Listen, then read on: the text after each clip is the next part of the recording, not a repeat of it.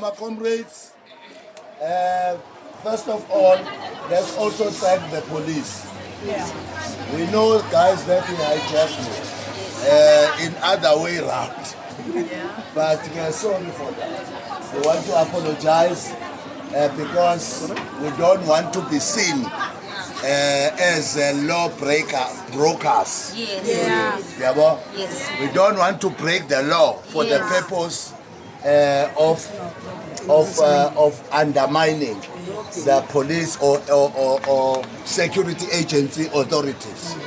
So thank you so much for that. It's just that it can just be a revolution. We want to correct what is wrong for so long, and we want to make sure that we stamp the authority that those who want to take our business away from us, they don't have any light to do that. But what we're going to do is to make sure that you guys, when we talk inside with Mr. Mohammed, he made it clear that according to him, I'm calling Mrs. Zuluman.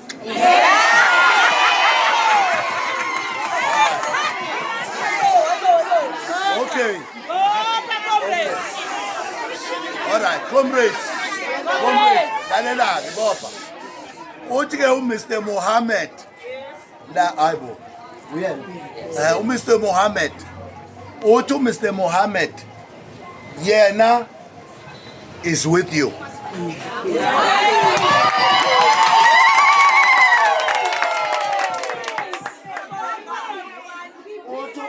Mr. Mohammed,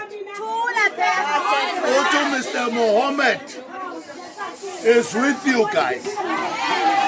Sukela namhlanje nakusasa, there will be no foreigners.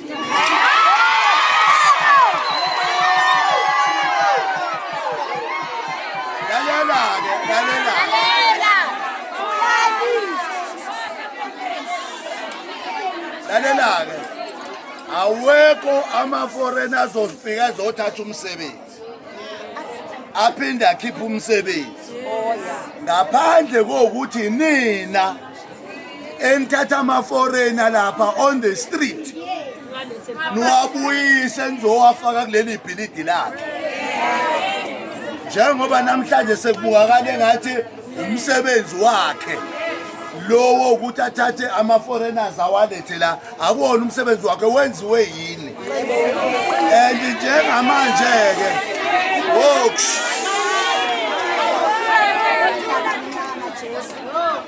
njengamanje-ke siyawulungisa-ke umistake, asingalwi sodwa. Okwamanje for the sake yokuthi kuqhutshekwe kudayiswe umsebenzi ophumayo kuphela, konke nama-prize azobuyela endaweni yawo afane wonke.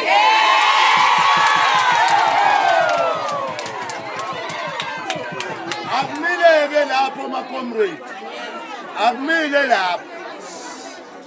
Sichazile futhi ukuthi sizoya kulaba abantu abadayisa indwangu, ngoba nabo sebenza ubuqhophololo ngalezi indwangu. Lezi indwangu bona sebeyayikhuphula kithi. So umsebenzi-ke wekomiti we-association is to go and bayo-attenda yonke le issue esibhekene nayo njengomphakathi. Okugcina ngce nina-ke ngoba nihlukene phakathi, ake siyeke le yalaba abathungayo. One, abachaji imali eyodwa. Imali abazoyichaji malini? 25 rand. 25 rand. Kuzodipenda ngokwephetshini.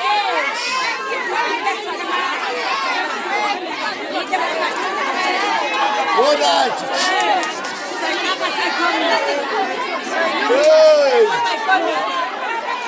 Sesolungisa nekomiti yekanye. Yes, ayekwa. lalelani. Another thing here, my comrade. One.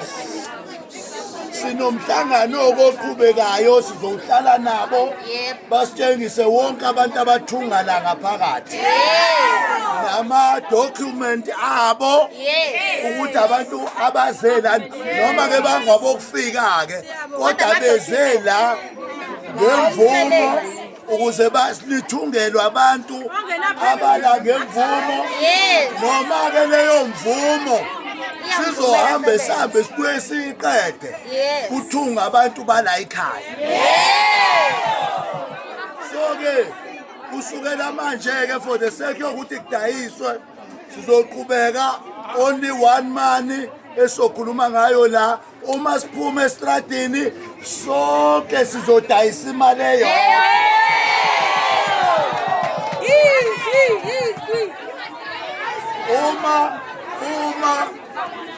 uma sike sakubamba udayisa imali engeyona uyobuneshwa masike sakubamba nje ukuthi wena udayisa umathanda wakho uyobuneshwa lento ke sishoyo ke la itolo asekho isitolo la esodayisa iphinifa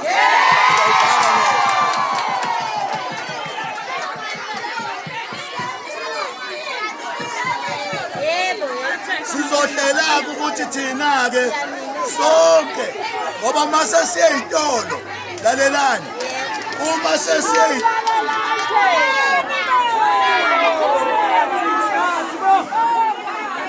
alright uma sesiyeyitolo sizohlela sonke sizohamba uVictoria nje kuphela silungise wonke umuntu odayisa emgwaqweni kuzoba umuntu onekhadi le-association ozobe dayisa according to our rules hayi ukuthi oyidayisela ukuthanda uma ufuna ukuyidayisela ukuthanda hambe ekhaya uyodayisela omakhelwane alright siyabonga-ke bafowethu ngicela ukudedela ummeli akhulumeke nani bese-ke siyahlukana niyezwa ngoba amaphoyisa athi sesidla isikhathi sawo sezinye iy'ndawo alright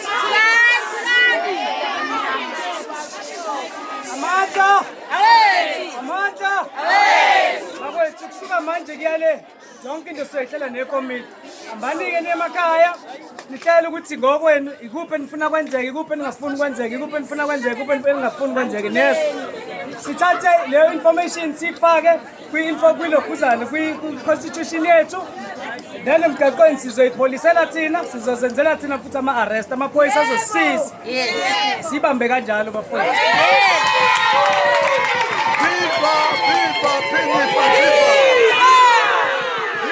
Phinifa nedubu viva Manda wethu Hambani kahle